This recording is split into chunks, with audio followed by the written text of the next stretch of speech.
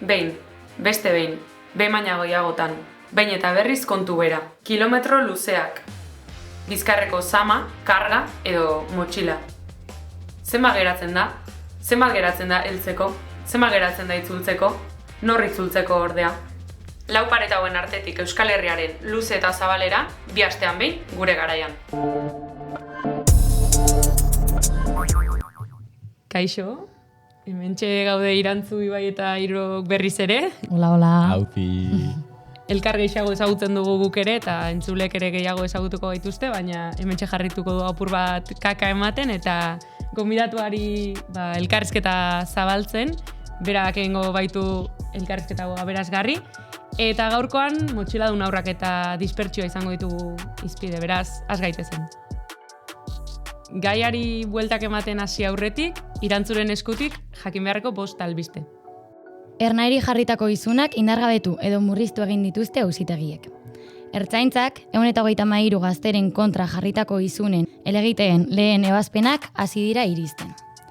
Gasteizko auzitegiko 4. aretoak izunak bertan behera uztea ebatzi du, eta Bizkaikoak 2.500 eurotatik 1.800 eurora murriztea gehiegikeria egon zela argudiatuta. Ernaik salatu zuenez, guztira, ia 300.000 euroren izunak jarri nahi zizkieten gaztei, mozal legea baliatuta.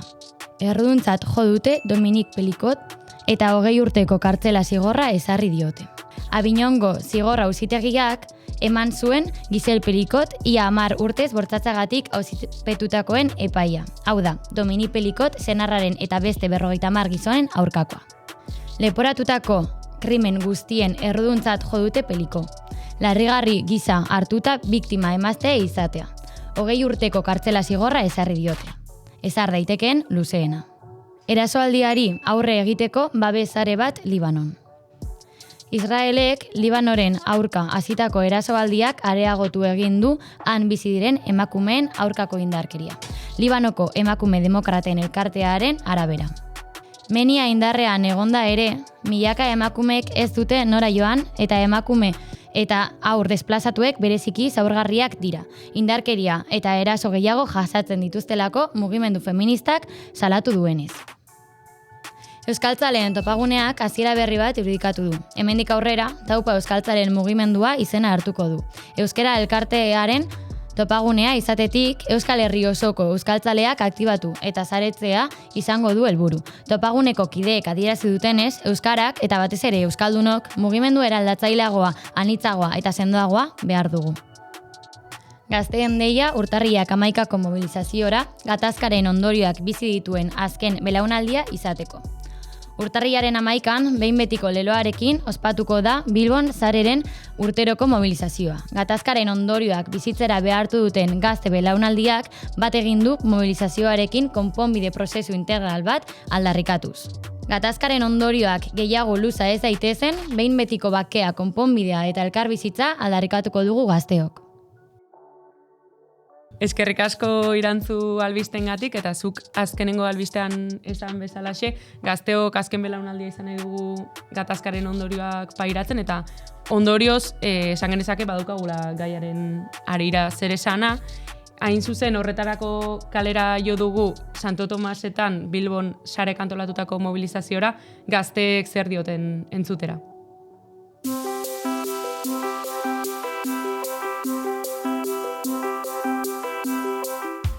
Jende gehiago eta etxeetan, gabonetan eta hori familiak hurbil egotea. Poza eta erronka berriak.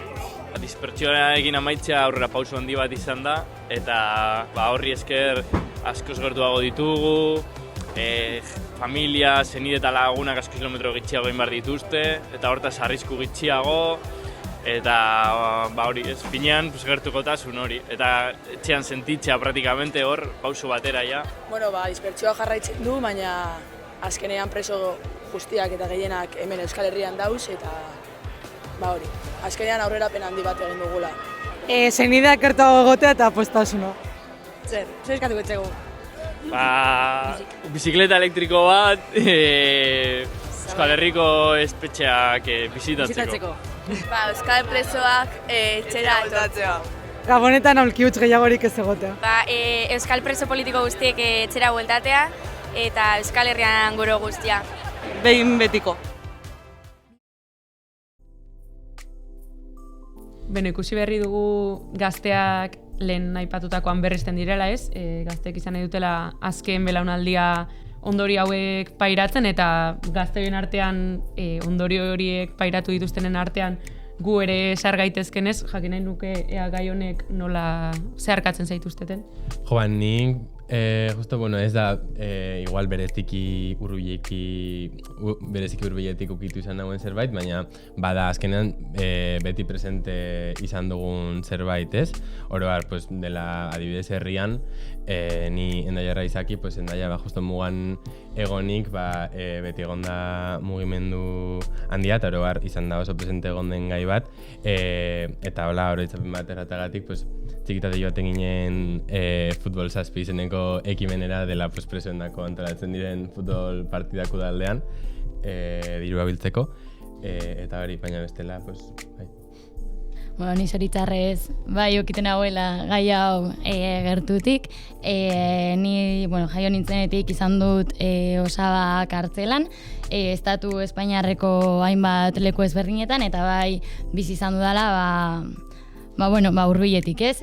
Astebururo, baina, asteburu batzuetan ondaka kilometro egitea bizitan joateko, bebai ez jakintasun hori, ez? Txikia zarenean zerbait egin behar ditugun hainbeste kilometro ikusteko Osaba, gero bebai kartzeletan zelako ambienta dagoen, zelan tratatzen zaituzten funtzionarioek, egoera ez dela polita, ez? Eta uste dut honek eragin duela bai nira urtzaroan, baita nera bezaroan, eta oraintze bertan bai eragiten gaituela, gazte hoi.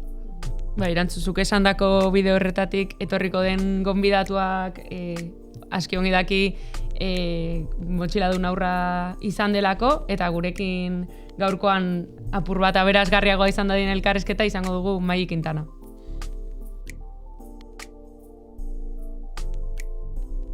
Ongi etorri Mai, gaurkoan elkarrizketatu modura. Zer modu zaude?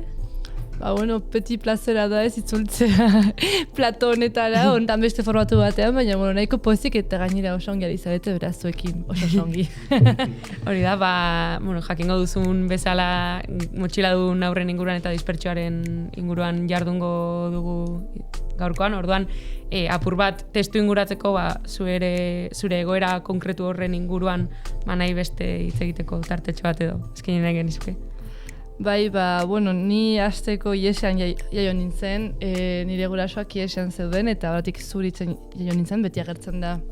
Tokietan Zuritz, baina ez da nire gurasoak aberatsak ziela, baizik eta antzobela Iesean. Eta gero Frantziara joan ginen, eta han atzeratu zuzen bi gurasoak, aita eta ama. Ordutik Osabarekin bizitzan ginen, nire ahizpa eta biok. Eta nire gurasoak kartzelan egon zen hasieran Frantzian, eta Frantzian hainbat kartzelatan, Parisen, Angoulême, Marseillan, Bordalen, pixkat denetan. Eta gero estraitu zituzten Espainiara, eta hor Madrilen zeuden, Valdemoron eta Soto del Realen, kartzela klasikoetan. Eta ama 5 urte eta gero atera zuten kalera, eta aita 6 urte eta gero, beraz ere momentu batean joten nien amarekin aita ikustera. Eta hori da, pixkat, nire bizi esperientzia, hori nik bizi izan dudana motxiladun ume gisa, ieslaren alaba bezala, eta bai. Horrek dituzu hainbat kartzela Euskal Herrian kokatzen ez direnak, eta horrek ematen digu bide apur bat dispertsioaren inguruan hitz egiteko, eta jakin badakigu 2023ko martxoan dispertsioaren amaiera heldu zela, baina ondorioak ez ziren dispertsioaren amaierarekin batera heldu, ondorio batzu badaudelako gerora ere, eta apur bat horren arira jakin nahi genuke ea dispertsioak zer ekarri duen bai familientzat, bai motxiladun aurrentzat, orokorrean zer izan den dispertsioa zuretzat eta halako egoera bizi izan dituzten beste hainbat pertsonentzat.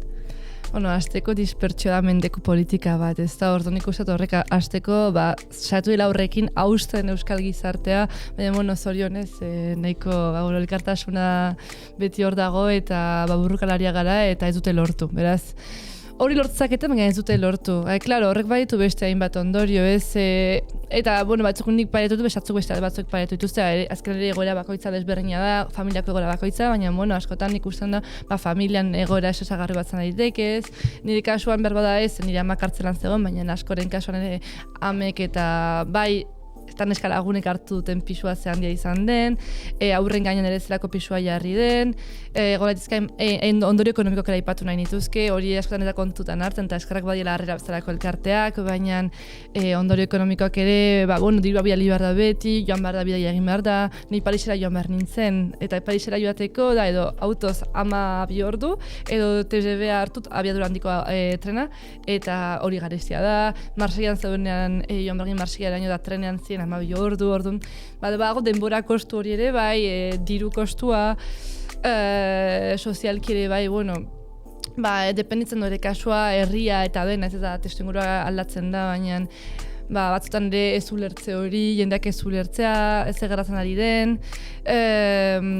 ezin joatea ez dakite urte bete festa batzutara, jakitea, azken fean nintzako zerbait naturala zen nik banekin nola zera eta kitxo ez dagoela besterik, baina bi asteburu hilabetean, kizu zara egongo Euskal Herrian, etxean, eta egongo zara aita edo ama bistatzen.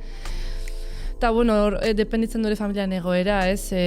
Guk zorionez, nire osabasiatzen zen beti, joten ginen bidaian, egoten pare bat egon, guk ere lasaiagoan emateko bidaia, Parisa joten bagien, Paris ikusten saiatzen ginen, eta pixat gozatzen ere, ez egoteko bakarrik oroitzapen traumatiko hori, baina, badira, hainbat ondorio esango nuke, eta orainik iraungo dutenek, ez?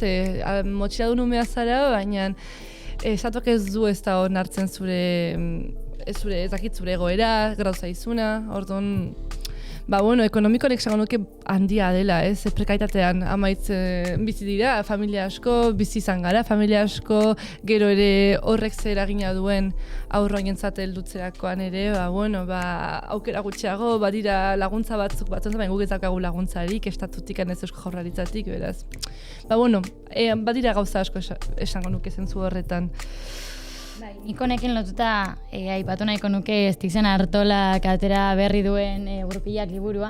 Liburu horretan ondo azaltzen duela nola motxiladun umeek nola sufritu izan duten bai dispertzioa, baita ezakintasun hori, baita gurasoek nola azaldu ez, bere aita doa non dauzen, eta zelan hori eragiten dien ez, zuk esan duzun moduan, hilabetero joatea bizitan, ez dakin nora, gero ezin egin ahal izatea ume normal batek edo ume ohiko batek daukan bizitza, eta hori, eta uste dut liburu horretan argi gelditzen dela ez, zelako eragina daukan. Nik ere ez dut, dispertsioaren kasuan badela alo umeengan eragin berezi bat, badan zerbait askina baritzen dena, esaterako gabonetan ez gabonak badira diren datak direlako, faltan ditugun horien falta gehien nabaritzen den EPA urtean, ez? Eta orduan, esaterako gabonetan motxiladun umeen kasuetan, ematen aldira egoerak dela eskolan adibidez, ezakitze errezital egiten dute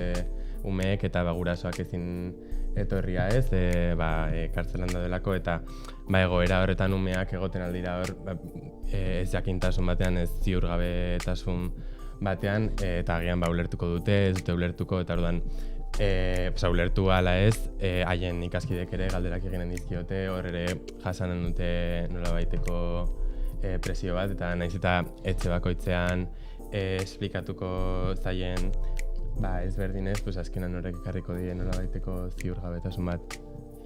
Ez, azken batean oso egoera gogorra izango da motxiladun aur horientzat, eta ziurrenik lanketa, ala beharrez lanketa sakonago egingo dute gai horretan, baina oro har gizarteak ez du lanketa modu horretatik egingo, edo modu desberdin askotara egingo da, eta gainera horrek esan bezala, zuek adierazi bezala, aurren garapenean eta zuk lehen apur bat esan bezala eragina dauka, orduan nahiko genizuke galdetu, ea zure garapenean zuk hori nola nabaritu duzun, nola uste duzun oro har aurren garapenean eragiten duela, eta etapa ezberdinetan ere ziurrenik gauza ezberdinak ulertzen joango zinen, edo gero etxe bakoitzean segurazki lanketa ere ezberdina izango da, baina horrek etapa bakoitzean, nerabezaroan, haurtzaroan, txikiagoa zinela, nola eragin dizun edo nola sortu den, ez, bideo hori edo. Egia esan, ez dakit nola izango zen bizitza ez bazen hori gratu, hau izan da bizia. Hori izan da normalitatea hainbat urtez, ez da, orduan komplikatu da egitea olako atzea begira, zen nire haurtzaroa ez da izan kakotxtartean normala, baina ikusten dut eragina izan duela. Nire etxan adibidez nahiko genekin zagatik zeuden, ez egon sekreturik, eta nire gurasoak ere betxaiatu ziren guri azaltzen, iesan bizitzan ginen ere, orduan gu genekin nolari ginen bizitzen kanpoan beste izen batzuekin, Euskal Herria zala pixkat gure lurra eta hori guzti, eta askapenerako aizirela hor kanpoan, eta orduan nik ulertzen nuen zaizan, gerratzen izan batean, egun batean ez ustean, ez. Oso ongi horitzut orain ikan atxiloketaren eguna, Frantzian ginen, eta batik gukarrekin zen Euskal Herria horrentzako eragin handien izan zen, bapaten Euskal Herrian agertu nintzen lehenengo aldiz nire bizian, eta ez nula ezagutzen. Entzunan nuen banekien euskeraz, entzunak nituen Euskal Herriari buruzko historiak, baina ez nekien zertzen nintzako ezan pixkat nirvana bat. Orduan hori ezan pixkat lehenengo ondori zuzena izan zela desmitifikatzea Euskal Herrian nintzako ezan nirvana, eta itxin nintzen, eta nire buruan denek genekien euskeraz, independentak iaia, eta etzan kasua izan. Zorionez errandia joan nintzen, da erranin jende oso jatorra zen, eta ez nintzen inoizan ditu bakarrik zentzu hortan. Ingurukoek beti bestu gaituzte, bai familian, bai herrikide, gero Amara Berria joan nintzen ginen bizitzera, eta bertan ere nahiko sare hona genuen, baina egia da, aurrak ez dutela ulertzen ez nire ikaskide askok erranin nintzen onarazurik, baina Donostian bai azaldu bar zen, eta askok galatzen zizkeaten galderak, ez, eta zure gurasoak hartzea nola bizi duzu, eta nintzen, ez dakit, hola, nire bizia, gero ere zorionez osabak osarana egin du. Eta eragina, irakurrezak ez hortarako bada liburu oso ona, Katjali Minerrek egin zuen turista klasea, eta horrek egiten adirazten oso ongin, zen iguasa gainak hortzera hortan egon zen Flori Megozi zen, hori irakurtzea gomenatzen zut ere ikusteko pixkan nolan esperientzia hori. Baina, nik uste dut, eta ez gaur egun nabaritzut kontrolpen zametu gauza askotan, eta hori pixkat bat txikitan ez zagalako nire kontrolpean egoera, orduan gaur egun ikustot horrekin baituela arazotxoak. Esaretan nabaritu baituela ondorioak ere adibidez jaso izan ditut mezuak, esan ez zure gurasoak ezakitzer. Espiatzen mazun izen abizenak topatu alzuzun nire gurasoen informazioak nahi zanik ez dituan bilatu. Eta orduan jartzen dizkiaten mezuak horrekiko, eta esan baina ni aurra naiz eta ez du important nire logia zeinen, baina ez ninduzuke lotu beharko gurasok egindak gauza batzuekin, ez dut nik hautatu hori. Eta horrek ez du esan nahi ados edo ez nagonik, baina ez da bidezkoa, ez niretzat, ez nire goran dago nire ondorentzat, ez. Hori bizizan du gara, zakit beste ondorio batzuk ere nik ez nekin gaztelan ez egiten, ni bakarekin frantsesez eta euskeraz, orduan ikasi bertan hizkuntza bat utxetik, eta gaizkitek gaur egun ere, hori egia da. Eta nabaritzen dut, ez, bizizan nahi nintzela euskeraz etxean, baina kanpoan dena zen frantsesez. Eta beste ondorioak ere bai, eskabadia hainbeste, eta hortzait ere egia da, nibizan ikasi nuen Amara Berri eskolan, eta Amara Berri oso klase ertaineko auzo bat da, orduan denak ziren funtzionarioen seme alabak edo beste, eta niez, gukin bizigin alokairuan etxe batean, gurasoek, okartzelan zeuden, orduan gurea zen beste, gora super prekario bat, berez naizta, beti txagatzen ziren hori ez zerakusten guri. Eta orduan egia da, klase aldeak nire askide guztak joten ziren Inglaterrara hilabete bat, zakitze besta, guk ezin genuen, guk ez naizten iguasak lanbide batzen zuten lehenago, kartzelan egindako denboraldian engatik ez, eta etxe bat erosteko ezin, ez ezer, eta lokairuan bizi ginen bakarra ginen ia. Orduan ikusten zela klase gauza hori ere eta gaur eguna baritzen da oraindik ere, askoren diskurtsotan, eta esan du, nik eskerrak, gozak atatzen kartzeletikan, eta lanean ari dira eta ongi, baina ez da beste batzuen egoera ala izan, eta nik uste dut egoeraren prekarizazioetikan ere ezin dela, nolabait, aldendu motxean umea izatearena. Gero aldi berean, ez dakit gurasotasuna izan barre komplikatu, hori ere ditzen gai interesgarri bat, baina nik alaba bezala ala ere senditzen dut nire gurasoak jatu ziela altzuten einean egoten hor presenten niretzat, urrundik ere bazen ere, baina eta zentzu hortan ez dut kexarik eta nik zenitzen dut maitatu izan naizela txikitan, ez dut uste maitasun falta izan dudanik ere ez. Baina hori da nire kasuan noski. Baina bueno, badira asko ez, nire kasuan osaba prest egon gura emateko eta osabak lan oso nahi zuen, baina zagutzen dut kasuak non nahi zaitun amonak egon diren, eta aitun amonek bautela adin bat eta guzti. Orduan, agertzen dira hainbat ertz eta hainbat ondorio ez dienak agian lehenbizikoan agerikoak, baina gero hasten zarenean bilatzen eta hitz egiten eta ez dakit pentsatzen kontuatzen zara hor daudela ere bai, ez? Eta noski, ni atzerrean bizi izan naiz, Erasmusa egin nuen Alemanian eta guzti eta bertan gezurrak asmatu behar nituen nire bizitza kontatzeko. Nola salduko diozu atzerritar bati zure gurasoak egon dira kartzelan preso politikoak izan direlako Euskal Herrian alde? Ezin duz hori azaldu, badira aurreiritzi asko, ez jakintasun asko, eta orduan, zaldinak nahi ongi frantsesa, asmatu barretun, aitzakiak edo dena, ez? Orduan badira horako albondorio divertigarriak ere, bai. Baina, bueno, bai, tortezkianak pixat burura, ez? Eta errantzun bezalazuk, bagian zuen etxean ez dela inoiz sekretu bat izan ez, zuen gurasoen egoera, eta horretaz gain ez, ulertarazteaz gain aurrei egoera bada garrantzitsua ere sozialki ulertarazi behar dela ez direla kasu isolatuak, ez de holako familia bat, ez dela inolaz ere familia bakarra egoera horretan eta oro har badela gizarte osoari hunkitzen gaituen gai bat ez, eta hortik aparte ere bai badela, nahiz eta gizarte osoan hunkitzen duen zerbait, norberaren errelatoa erekitzen lagunduko den norberaren errelatoa erekiko duen zerbait.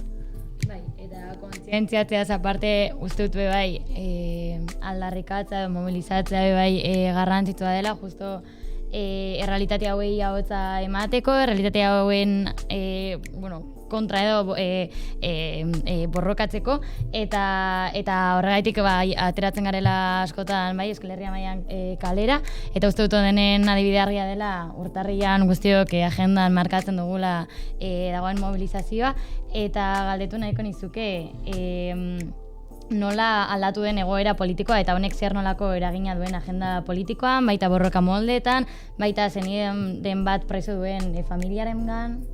Hasteko Euskal preso guztiak baintzat Euskal Herrian daude edo oso gertu beraz, hori aurrera pauso bat da, orain niko ditzen naiz bazienen denak barriatuta, urrun ere bai ez, orduan hori hasteko bada pauso bat, urrengoa izango da noski etxean izatea denak.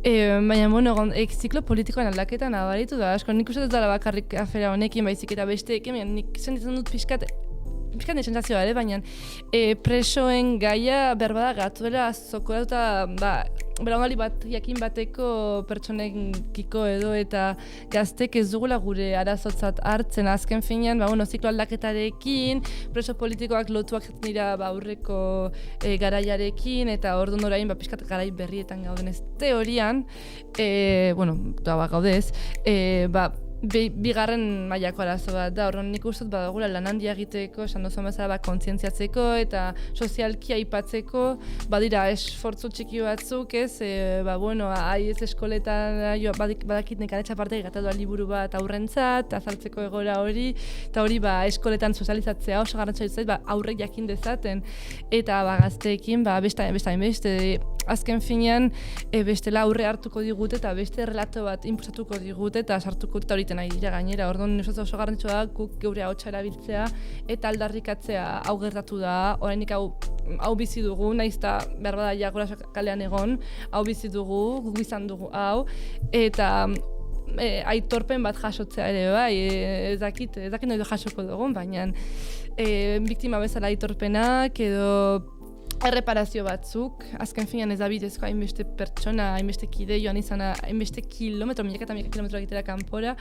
Orduan, bakagu, zoritxarrez, erantzukizun sozial bat guk ere gazte ideologizatu gisa horri buruz egiteko, ez baitute egingo besteek, eta hori ez dute ezakin nola esan, baina saiatuko dira alde hori alboratzen. Orduan badugu orain bada garaia eta bada garaia relato berri hauekin dartzeko eta sozialitzeko aldugun. Gehien eta manifa hauek beti dira hitzordu garrantzitsu bat, beti pozgarria ikusatzen bat jende joaten area, baina nola egin, politizaziotik kanpo dagoen jende hori hunkitzeko ere bai ez. eta hor aipatu duzu ez, errelato berri hori eraikitza eta errelato berri hori eraikitzeak ere badakar errelato horren atal asko azaltzea ez, motxiladun aurrena kaso jendeak badakin errelatoa da, egongo da gero zaintza sare oso bat esan duzuna osaba izango zela kasu honetan, eta hor bidaiek ere pisu handia dutela adierazi duzu ez, kilometro asko egitea, antolaketa, guzti hori ez dakit, niri behintzat iruditzen zait pisu handiko gaia dela bidaiena ere.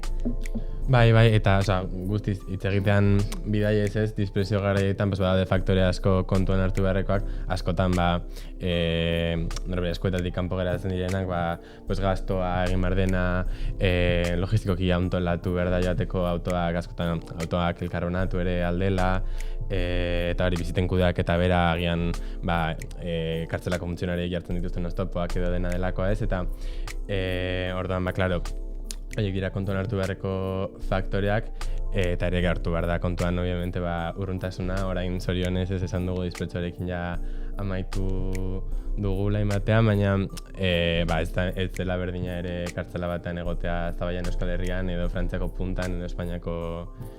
eta egia da sarritan ikusi izan ditugula zenideren bat bizitatzera joatearren edukitako ez beharren albisteak, eta uste dugu heriotza hauek aitortza bat ez merezi dutela, eta oraindik instituzioek ez dietela ematen aitortza ofizialik, eta gero bai, zuk esan duzunaren arira, errelatoen arira, uste dugu albistek eta errelatoa kontatzeko moduek eragin handia daukatela memoria historikoarekin, eta naiz eta ematen duen soziopolitikoki ez, pausu handi bat, aurrera pausu handi bat eman dugula, askotan bai dauduzela komunikabide batzuk, haien onurarako edo haien beharretan nahietarako moldatze dituztela errelatoa nahi dutenean, hori ez, aldatzeko historia edo moldatzeko haien beharretara. Eta honen uste dugu ez, honen adibide argi bat dela adibidez Aitor eta Galderrekin gertatutakoa,